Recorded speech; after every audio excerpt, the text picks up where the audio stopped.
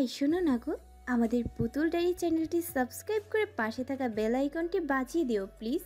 আর গল্পটি ভালো লাগলে অবশ্যই লাইক কমেন্ট করে শেয়ার করে দিও। সিঁড়ি বেয়ে পায়ের শব্দ পেয়ে প্রেমা সামিরা পেছনে তাকায়। আফরানকে দেখে একবার ঢোক গিললে আফরান কিছু না বলে পাশে কেটে সামনে আসে। সামিরা প্রেমা সেখানে দাঁড়িয়ে থাকার ক্ষমতা হারায়, দ্রুত পায়ে জায়গা ছাড়ে। নিশ্চয়ই আফরানের সামনে তারা এভাবে কলা গাছের মতো দাঁড়িয়ে দাঁড়িয়ে ঝগড়া কিংবা প্রেম দেখবে না। আরিয়া এখনো আফরানেরকে দেখেনি। পরনে আজ সাদা রাউন্ড জামাটাই ছিল, ওড়নাটা গলায় ঝুলানো, চুলগুলো ছেড়ে দেওয়া বৃষ্টিতে ভেজার কারণে জামাটা শরীরে লেপ্টে আছে। আফরান ফোনে ফলো করে যাচ্ছে সারাদিন এই মেয়েকে। আজ অফিসে তো যাওয়া হয়নি, তানভীরকে বলছে সামাল দিতে সবটা। সারাদিন ডুবে বসে বসে ফোনে এই মেয়েকে দেখছে। কি কি পাগলামো করতে পারে আফরান। এখনো এখানে আসতোই না, বাধ্য হয়ে আসতে হয়েছে এক প্রকার। বৃষ্টিতে যে ভিজলে এই মেয়ের যে জ্বর উঠবে এই মেয়ে কি জানে না? তাহলে কেন এখনো ফিরল না? দুদিনে এত শোক পালন। আর আমাকে যে 3টা বছর করিয়েছে এই মেয়ে এটার হিসাব করেছে? তখন তো এসব কিছুই ভাবেনি। এই মেয়ে নিজের মতো চলেছে, যা ইচ্ছে করেছে। কখনো একটু মনে করেছে? করেনি তো। ওখান থেকে আসবি নাকি মার খাবি? আফরান গলা শুনে আরিয়া ভয়ে ভয়ে কেঁপে উঠে ঘুরে তাকায়। আরিয়া বৃষ্টির পানিতে চুলগুলো থেকে টপকে পানি পড়ছে। আরিয়াকে এতটা স্পষ্ট অবলোকন করা যাচ্ছে না দূরে। আফরান একটু চেঁচিয়ে রুষ্ট গলায় বলল, মার খাওয়ার ইচ্ছে হয়েছে আবার তোর? ভালো চাইলে এক্ষুনি চলে আয়। আরিয়া কিছু বলল না, তবে একটু ভয় পেলই মনে হয়। কি বললাম শুনিসনি? 5 সেকেন্ডের মধ্যে ওখান থেকে আসবি, নয়তো আমাকে যদি এখানে যেতে হয় তবে কি হবে ভাবতে পারছিস না আরু? আরিয়া তবু কথা বলল না, শুধু চোখ দুটো একটু কিঞ্চিত ছোট করে এক দৃষ্টিতে তাকিয়ে রইল।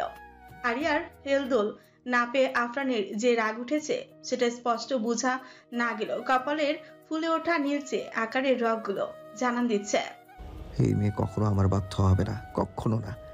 কথার মূল্যই দিতে জানে না এই মেয়ে। শুধু শরীর খারাপ করুক একটু, তারপর ওটাকে এমন হাল বানাবো কখনো ভুলবে না। ভালোভাবে বললে তো শুনবে না এই মেয়ে।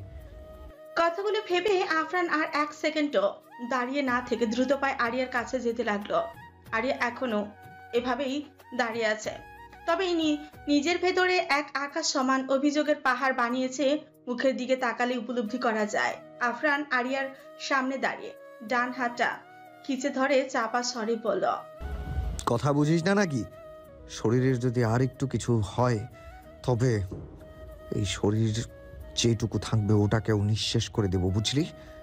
কথাটা শেষ করে আফরান আরিয়াকে নিয়ে যাওয়ার জন্য পা বাড়ায়, কিন্তু আরিয়া জায়গায় ঠায় দাঁড়িয়ে থাকে শক্ত হয়ে। আফরান জিভ দিয়ে ডান গাল ঠেসে ধরে তার ছিলের হাসি হেসে আরিয়ার দিকে তাকিয়েই বলল, সোজা কথা মাথায় ঢুকে না তাই না? দুটো থাপ্পড় গালে পড়লেই ঠিক হয়ে যাবে। কথাটা বলে আরিয়ার হাত ছেড়ে দেয়। থাপ্পড় বসাতেই চায়, কিন্তু হাত উপরে উঠাতেই ভেতরটা ছ্যাদ করে উঠে, কলিজা কেঁপে ওঠে। আরিয়ার চোখে জলের সাথে বৃষ্টি মিক্সড হয়ে যাওয়ার বিষয়টা লক্ষ্য করে। চোখ দুটো একটু লাল হয়ে আছে, চেহারায় আক্রমণাত্মক বেপরোয়া আক্ষেপের ছাপ জমে আফরানের। কিন্তু এই 2 দিন তো এভাবে কাঁদতে দেখেও এতটা মায়া হয়নি।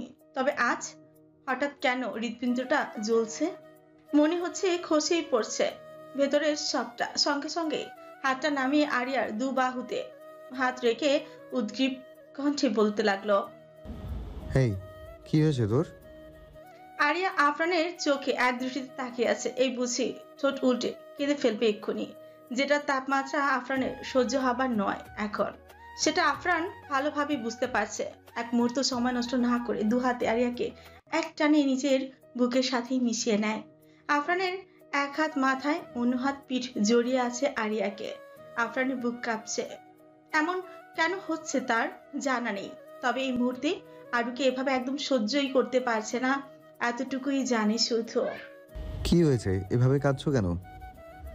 আরিয়ার সঙ্গে সঙ্গে 2 হাতে আফরানের পিঠ জড়িয়ে ধরে শক্ত করে। ভেতরের সবটা কষ্ট উগলে ফেলে এবার জোরে আওয়াজ করে ঠোঁট ভেঙে কাঁদতে লাগলো। আফরানের কোথাও একটা ভীষণ ব্যথার ছাপ অনুভব করলো। এভাবে কাঁদছিস কেন?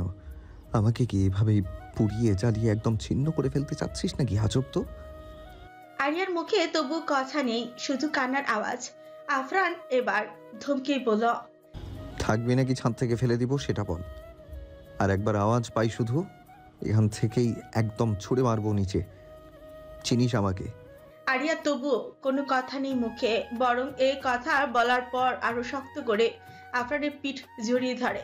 আফরানের এবার রাগ হচ্ছে, এই মেয়ে কেন বুঝতে চাইছে না তাকে, তার ভেতরটা যে জ্বলে পুড়ে ছারখার হয়ে যাচ্ছে। আজ এত মায়া হচ্ছে কেন এই ন্যাকা মেয়েটার উপর। আফরান এবার বুক থেকে আরিয়াকে সরিয়ে সামনে আনে। আরিয়া এখনো হেঁচকু তুলে কেঁদেই যাচ্ছে, নিচের দিকে তাকিয়ে। আফরান এবার একটু জোরে ধমকি বলল, চুপ, একদম চুপ। আর একটু আওয়াজ করলে কি করব তো। এইটুকু বলতেই ছাদের দরজার কাছ থেকে আওয়াজ আসলো, হয়তো কেউ আসছে উপরের। আফরান সেদিকে এক পলক তাকে আচমকায়। আরিয়া ডান হাতটা ধরে চট করেই নিজের পেছনে নিয়ে আসলো। আরিয়া ঠিক বুঝলো না, তবে সামনে আসতে চাইলো, কিন্তু আফরান দু হাতে পেছনে আরিয়াকে শক্ত করে ধরে আছে, যার কারণে আরিয়া আসতে পারছে না। তুই এখানে কি করছিস? আমি সত্যি দেখছি তো আফরান চৌধুরীরও আজকাল বৃষ্টি পছন্দ। আয়াস দরজার সামনে দাঁড়িয়ে আফরানকে এমন ভাবে দেখে মজা করে প্রশ্ন তুলল। আফরান শুধু কপাল কুঁচকে তাকিয়ে আছে, শরীরে কালো শার্ট ভিজে, পুরো বডি স্পষ্ট। শার্টের উপরের বোতামটা খোলা, বেশ আকর্ষণীয় লাগছে। এমন ভাবে কখনো আফরানকে দেখেনি আয়াস। আফরানের শরীরের পেছনে পাতলা শুকনো স্লিম শরীরের আরিয়াকে দেখার কোনো চান্স নেই, তবে অল্প স্বল্প হাতের কিছু অংশ আর নিচে থেকে একটু সালোয়ারটাই দৃশ্যমান। ভাই আমার প্রচন্ড হট, সেটা আজ তোকে বলো, কিন্তু তোর পেছনে কে? যেটা করতে এসেছিস সেটা করে ফার্স্ট জায়গা ছাড়। আয়াস একটু তীক্ষ্ণ দৃষ্টি ফেলে তাকে মুচকি হেসে বলল, ও ভাই আমার রোমান্স করতে বৃষ্টিতে ভিজে, সেটা বললেই হয়, কিন্তু তুই এত রোমান্টিক কবে থেকে হলি রে, সেটা বলবি? আফরান মোটেও পছন্দ হচ্ছে না কেউ তাকে নিয়ে তার অভ্যাস নিয়ে কথা তুলো, কিন্তু বউয়ের জন্য ওইটুকু তো সহ্য করাই যায়, তাই চুপ থাকলো। তোকে বললাম জায়গা ছাড়তে। ভাই আমার লজ্জা পাচ্ছে নাকি? আমি তো জানতাম মেয়েরা লজ্জা পায়, এখন তো দেখছি। আফরান গম্ভীর গলায় বলল। একদম রাগানোর চেষ্টা করবি না। আয়াস দু হাত সামনে এনে ইশারা করে স্থির থাকতে বুঝিয়ে বলল, ওকে ওকে আমি বুঝেছি। আসলে সামিরাকে তখন আসতে দেখেছিলাম ছাদে, আর ফিরতে দেখিনি, তাই এসেছিলাম। অন্য কারো বউ নিয়ে? এতটুকু বলতেই আয়স বলল, সবসময় বেশি না বললেও হয় না, আমি বুঝে গেছি ওরা নিচেই আছে, যাচ্ছি আমি। কথাটা বলে আয়স নিচে নামতে নামতে এবার শব্দ করেই হাসতে হাসতে একটু জোরেই বলতে লাগলো, ভাই চালিয়ে যা, তো ছেলেকে আমার মেয়ের জন্য বরাদ্দ করে রাখলাম, শুনেছিস? So fast. আফরান কপাল কুচকায়। এদের সময় অসময় নেই কিছু। কথাটা ফিসফিস করে বলে আরিয়াকে ছেড়ে দেয়। আরিয়া ছাড়া পেয়ে আফরানের শক্ত হাতের স্পর্শ জায়গাগুলোতে ঘষতে লাগলো। আফরান আরিয়ার দিকে ফিরে বলল, ব্যথা পেয়েছো? আরিয়া চুপচাপ দেখে, হালকাভাবে স্লাইড করে যাচ্ছে। আফরান আকস্মিক আরিয়াকে দু হাতে কোলে তুলে নিয়ে সামনের দিকে হাঁটা ধরে। আরিয়ার কাছে বিষয়টা ধোঁয়াশার মতোই লাগলো, কিছুই বুঝলো না। না চাইতেও আফরানের গলা পেঁচিয়ে ধরে দু হাতে। সেকেন্ড কয়েক পর নিজের অবস্থান বুঝে নামার জন্য ছটফট করে বলল। আফরান বিরক্ত হয়ে কপাল কুঁচকে আরিয়ার দিকে তাকাতে আরিয়া একদম শান্ত হয়ে রইল। লাস্ট সিঁড়ি অবধি পৌঁছে চারিদিকে একবার চোখ বুলিয়ে আবারও হাঁটা ধরল। আরিয়াকে নিজের রুমে নিয়ে গিয়ে ডিরেক্ট ওয়াশরুমে নামিয়ে দিয়ে বলল, আমি ড্রেস এনে দিচ্ছি, ওয়েট। তারপর কাবার্ড থেকে এক সেট জামা নিয়ে আরিয়ার সামনে ধরে। সামিরা ফ্রেশ হয়ে মাত্র রুমে এসে খাটে বসে ভেজা চেহারা মুছতে লাগলো। আচ্ছা, আরিয়া ওপর থেকে এসেছে, ভাইয়া কেন পড়ে গিয়েছিল? আর ওকে আবার কিছু নিয়ে মারবে না তো? একবার দেখে আসি গিয়ে।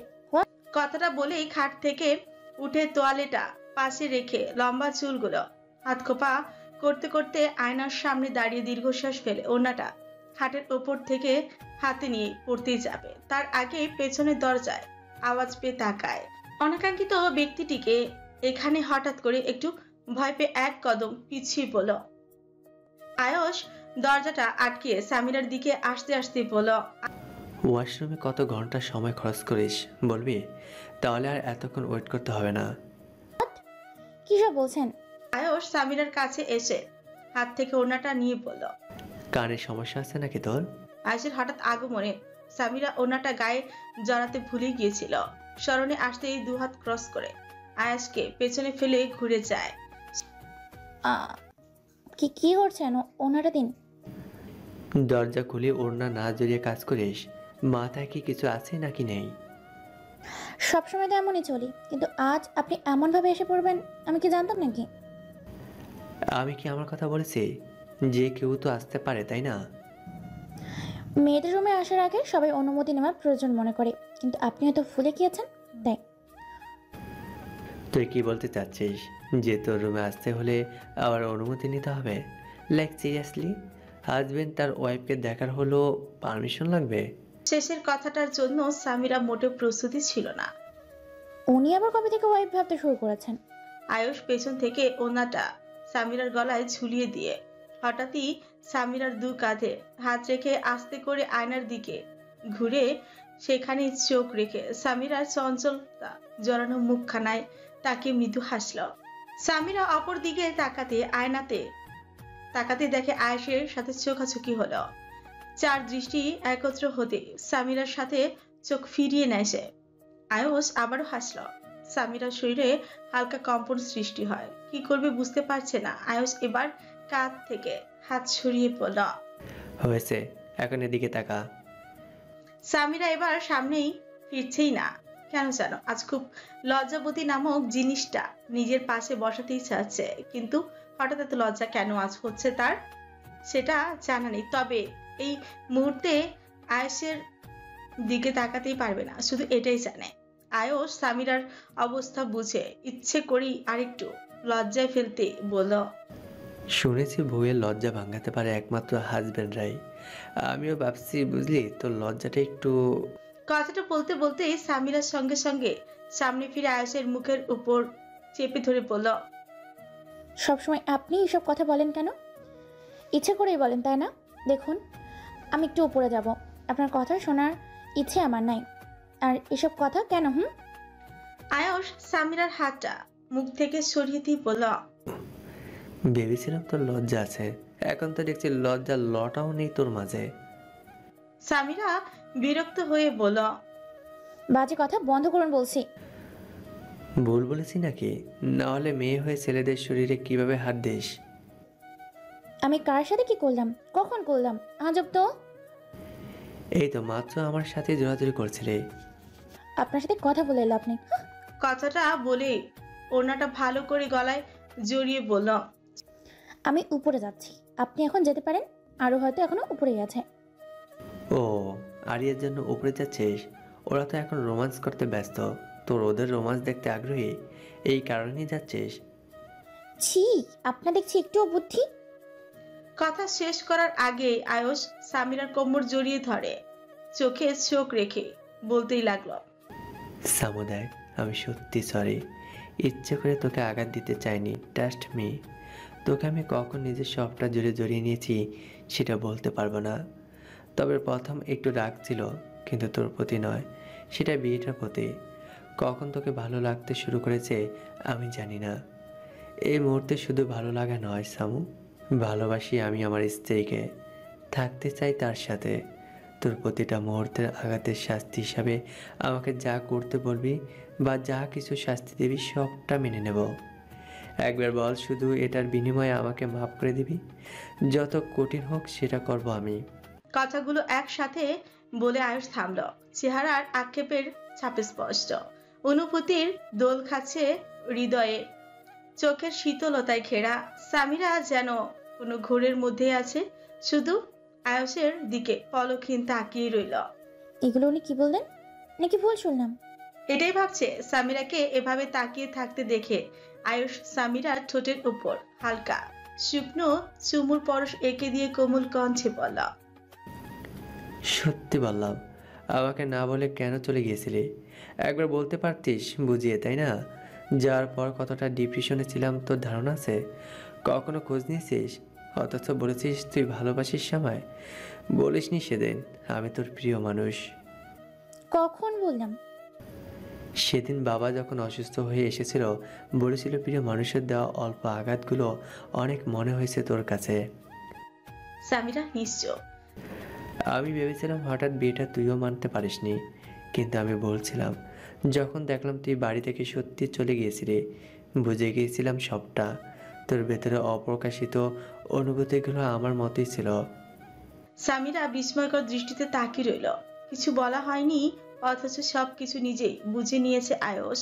বিষয়টা সত্যি খুব বিস্মিত করার মতোই ছিল। আচ্ছা, উনি সত্যি বলছেন এগুলো?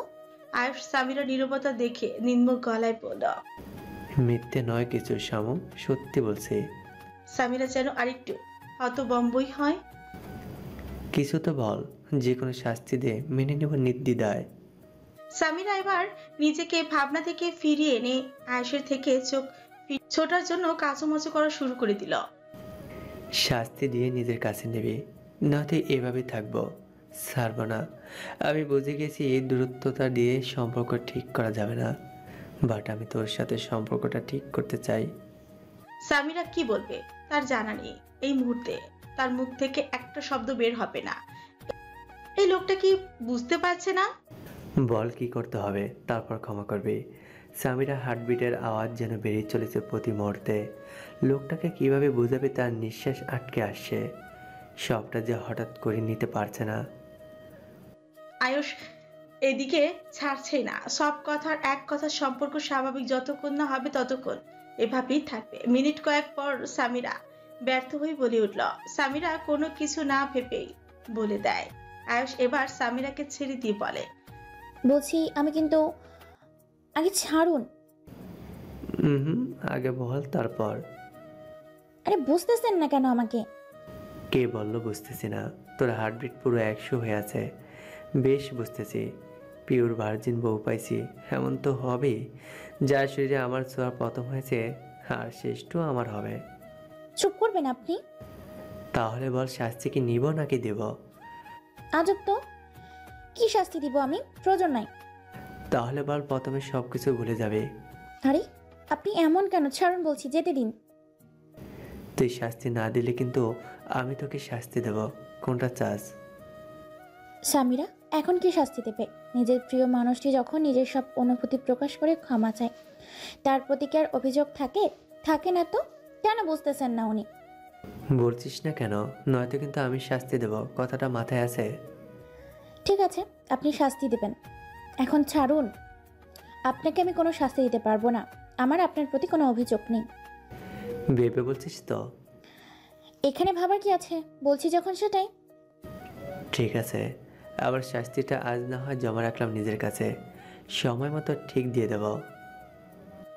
আয়ুষের কথা শেষ হতে দেরি হলেও সামিরা রুম থেকে হাওয়া হতে দেরি হলো না। এক দৌড়ে দরজা পেরোয় আয়াস। সামিরা যাওয়ার দিকে তাকে স্মিত হাসে।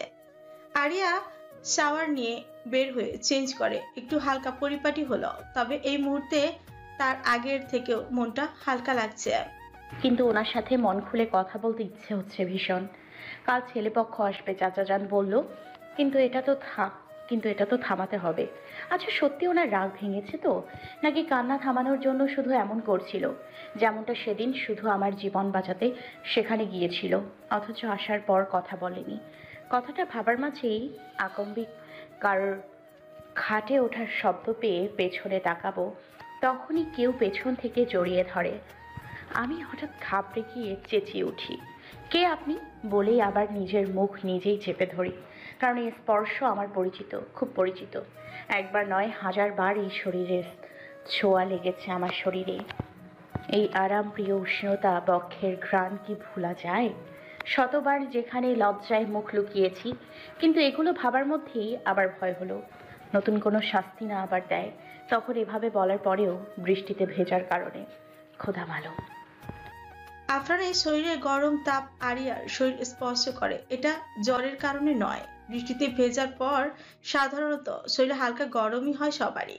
আরিয়ার পিঠ আফরানের বক্ষ স্পর্শ করে। মনে হয় শাওয়ারটা মাত্র সেরেই শার্টটা কোনো রকমে পড়ে এসেছে, কারণ সবগুলো বোতামও এখনো লাগানো হয়নি। দুজনে নীরবতা এভাবে কিছুক্ষণ কাটে। আরিয়ার কাঁধে আফরানের চিবুক রেখে চোখ বন্ধ করে আছে। আরিয়াও আফরানের বুকে এভাবে পিঠ ঠেকিয়ে চোখ বন্ধ করে চুপ করে আছে। হ্যাঁ, সত্যি খুব প্রশান্তময় এই উপভোগ, এই স্থান বড় শান্তিপ্রিয়। নীরবতা কাটিয়ে আফরান কোমল কণ্ঠে বলল, খুব বেশি কষ্ট দিয়ে ফেলেছি। আরিয়া এবার চোখ খুলে আফরানের থেকে নিজেকে ছাড়িয়ে সামনে ফিরতেই চাইল, কিন্তু আফরান এভাবে শক্ত করে ধরে আছে, আরিয়াকে ফিরতে দিল না। আরিয়া বুঝলো আফরান এভাবেই থাকতে চাচ্ছে, তাই বাড়াবাড়ি করলো না। আফরান শান্ত গলায় বলল, খুব বেশি বকে দিয়েছি, অনেক কষ্ট পেয়েছো। আরিয়া কিচ্ছু বলল না। উত্তর দাও। আরিয়ার চোখে জল ছলছল করে উঠে, কিন্তু সস্থান পেরোয় না জল। কথা বলো। আপনি খুব বাজেভাবে সবার সামনে অপমান করেছেন, মিথ্যা বলেছেন।